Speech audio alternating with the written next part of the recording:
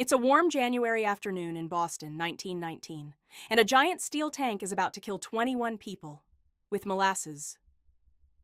This tank was a monster, 50 feet tall, 90 feet wide, holding 2.3 million gallons, and it sat right on top of a crowded neighborhood.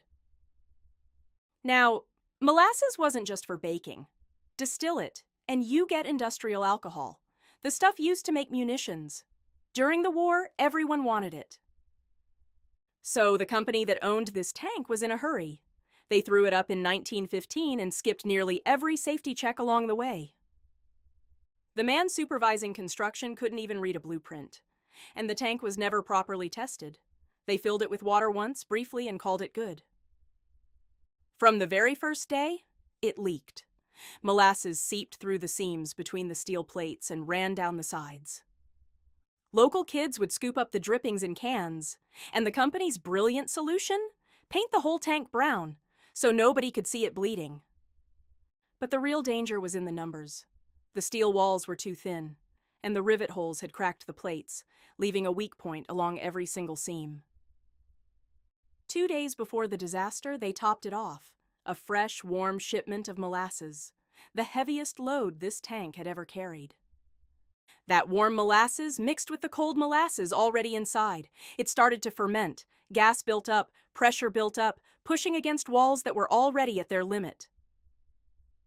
Then, 12:30 p.m., January 15th, people heard a deep rumble.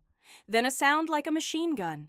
That was the rivets, popping out one by one. And the tank tore open. A wave of molasses, 25 feet high, burst out at 35 miles an hour, hitting like a tidal wave.